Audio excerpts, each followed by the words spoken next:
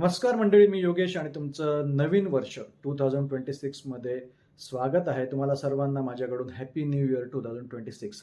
तर आजचा हा व्हिडिओ फारच इंटरेस्टिंग असणार आहे. ह्या व्हिडिओमध्ये मी तुम्हाला मी घेतलेल्या रिझोल्युशनबद्दल, नवीन वर्षाचं जे टार्गेट आहे त्याबद्दल सांगणार आहे. आणि हे टार्गेट इतकं सुंदर आहे आणि ते जर तुम्हीही घेतलं तर नक्कीच तुमच्या आयुष्यामध्येही काहीतरी पॉझिटिव्ह बदल घडणार आहे, याची मी 100% गॅरंटी देतो. तर तुम्ही हा व्हिडिओ शेवटपर्यंत बघा, हे रिझोल्युशन समजून घ्या. आणि तुम्ही जर आमच्या चॅनलला अजूनपर्यंत सबस्क्राईब केलेलं नसेल तर त्याला सबस्क्राईब करा.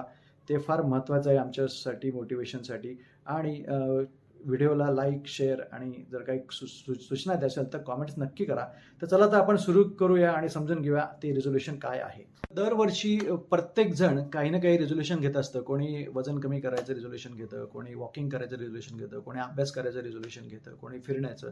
तर मीही एक इंटरेस्टिंग रिझोल्युशन घेतलं आहे, ते शक्यतो कोणी घेत नाही आणि ते रिझोल्युशन मी घेतलेलं आहे आणि ते तुम्हाला सांगतो आहे. तर हे रिझोल्युशन आहे अँगर. अँगर म्हणजे आपण त्याला म्हणूया राग. तर आपल्याला सर्वांना प्रचंड प्रमाणात राग येत असतो, कोणाला कमी येतो, कोणाला जास्त येतं. तर ह्या रागाच्या संदर्भातच मी एक रिझोल्युशन घेतलेलं आहे, एक टार्गेट केलेलं आहे, स्वतःला दिलेलं आहे आणि मला वाटतं ते तुम्हालाही नक्कीच कामात पडेल. तर समजून घेऊया ते रिझोल्युशन काय. तर ह्या वर्षाचं आमचं रिझोल्युशन आहे, मी माझ्या रागावर नियंत्रण ठेवेन. आय विल कंट्रोल माय अँगर in 2026. This is a very beautiful resolution आणि हे मला असं वाटतं प्रत्येक माणसाने घेतलं पाहिजे 2024साठी, कारण की हे स्वतःच्या फायद्यासाठी आहे. आणि एक गोष्ट लक्षात ठेवा, तर रागाची जी व्याख्या आहे ती अतिशय सुंदर आहे. ती म्हणजे राग म्हणजे दुसऱ्याच्या चुकीची स्वतःला शिक्षा देणे. ही व्याख्या जर तुम्ही पाठ केली तर मी तुम्हाला गॅरंटेड सांगतो तुम्ही चिडचिड करणार नाही. ते समजून घेऊया की आजकालची मुलं ऐकत नाहीत, मग आईवडील चिडचिड करतात. पण मुलांचं न ऐकणं ही मुलांची चुकी आहे, पण शिक्षा आईवडील स्वतःला देतात संताप, राग, चिडचिड करून. बायको ऐकत नाही म्हणून नवरा चिडचिड करतो किंवा नवरा ऐकत नाही म्हणून बायको चिडचिड करते. मग ऐकत दुसरा नाही, पण राग आपण संताप स्वतःला करून घेतो आणि स्वतःला शिक्षा देतो. तर ही जी डेफिनेशन लक्षात ठेवा, राग म्हणजे दुसऱ्याच्या चुकीची स्वतःला शिक्षा देणे. तर आपण आता हे बंद करायचं आहे. चूक दुसरा करतो त्याची शिक्षा आपल्याला द्यायची नाही. आपण आपल्या रागावर नियंत्रण ठेवायचं आहे. इंग्लिशमध्ये जर बघितलं तर अँगर means punishing your self for someone else mistake. So we have to stop punishing our self for somebody else mistake. आपल्याला आपल्या भावनांवर आणि रागावर कंट्रोल ठेवायचा आहे. पुढे समजून घेऊया की रागाचे काय दुष्परिणाम असतात तुमच्या शरीरावर आणि मनावर. जसं मी तुम्हाला सांगितलं की रागाचे बरेचसे दुष्परिणाम असतात. तर फिजिकल इफेक्ट असतात आणि मेंटल इफेक्ट, म्हणजे रागाचे शारीरिकही दुष्परिणाम असतात आणि मानसिकही दुष्परिणाम असतात. तर ते आपण समजून घेऊया. तर बेसिकली राग हा एक मानसिक आजार आहे, पण त्या मानसिक आजारामुळे आपल्या शरीरावरही बरेचसे दुष्परिणाम होतात आणि आपल्याला शारीरिक आजारही लागतात. तर समजून घेऊया. तर थोडंसं झूम करतो. तर फर्स्ट मेंटल इफेक्ट ऑफ राग इज तुमच्यामुळे स्ट्रेस वाढतो, ताणतणाव वाढतो, ॲनेक्झिटी वाढते, डिप्रेशन, नैराश्य येतं. परत तुमची डिसिजन मेकिंगची क्षमता कमी होते रागामुळे. तुमची रिलेशनशिप खराब होतात आणि तुमची स्लीप ही व्यवस्थित होत नाही. तुम्हाला स्लीप डिसऑर्डरसुद्धा येऊ शकतात. हे झाले रागाचे मानसिक आणि मेंटल इफेक्ट्स. पुढची गोष्ट, रागाचे जे फिजिकल परिणाम आहेत, तुमचं ब्लड प्रेशर वाढतं, तुमचे हार्ट स्ट्रेन येतं, म्हणजे हृदयावर ताण येतो.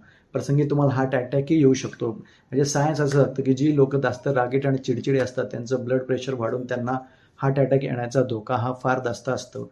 पण रागामुळे तुमची डायजेशन सिस्टीम ही खराब होते, तुम्हाला डायजेशन प्रॉब्लेमही येऊ शकतात.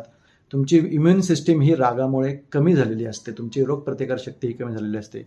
आणि रागाचा अजून एक सायन्स म्हणजे जी लोक रागाट आणि चिडचिड असतात त्यांचं हेडेक, त्यांना डोकं दुखणं, मायग्रेन हे प्रॉब्लेम्स फार कॉमन आहेत. तर तुम्हाला जर तुमचं हेडेक आणि मायग्रेन दुरुस्त करायचं असेल तर तुम्ही डेफिनेटली शांत झालं पाहिजे, राग कंट्रोल केला पाहिजे. तर आता आपण समजून घेऊया रागाचे अँगर मॅनेजमेंट टिप्स काय आहेत. तर तुम्ही डीप ब्रिदिंग करा, मेडिटेशन करा, ज्या पण देवावर तुमची श्रद्धा आहे ती श्रद्धेप्रमाणे त्या देवाचं ध्यान करा, मनन करा, एक्सरसाइज करा, पॉझिटिव्हली थिंक करा. आपण म्हणतो ना की a glass is half filled आणि हाफ एम्प्टी. तर हाफ एम्प्टीकडे बघू नका, ग्लास इज हाफ फिल्ड त्याच्याकडे बघा. लोकांकडे पॉझिटिव्ह दृष्टीने बघा, त्यांच्यातले वाईट गुण बघत बसाल तर तुमचंच नुकसान आहे, लोकांचं काही नुकसान होत नाही. आणि एक्सप्रेस युअर सेल्फ, मनात ठेवू नका, बोला आणि शांततेने एक्सप्रेस करा. रागान चिडचिड एक्सप्रेस करू नका. एक लक्षात ठेवा, रागाचे दुष्परिणाम हे तुम्हालाच होणार आहेत. ज्याच्यावर तुम्ही राग करता त्याला काहीही फरक पडत नाही. आणि आजपर्यंत रागाने कधीच जग जिंकता आलेलं नाही आहे आणि राग करून कोणी सुधारलंही नाही आहे. त्यामुळे कोणाला बदलण्याचा प्रयत्नही करू नका. रागाने चिडचिड करून कोणीही बदलणार नाही आहे. तर सांगतो की शांत राहा. तर हे 2024 साली आपल्याला शांत राहायचं आहे, ऐकून घ्यायचं आहे आणि रागातून मुक्त व्हायचं आहे. 100% तुम्ही याच्यातून बाहेर पडू शकतात, पण 100% नाही, पण तुम्ही ॲटलिस्ट 50% तरी राग कंट्रोल करू शकतात. तर धन्यवाद. हे रिझोल्युशन तुम्हाला आवडलं असेल तर तुम्ही हे रिझोल्युशन घ्या आणि काहीतरी पॉझिटिव्ह इम्पॅक्ट तुमच्या आयुष्यात घडून आणा. व्हिडिओ बघितल्याबद्दल थँक्यू व्हेरी मच.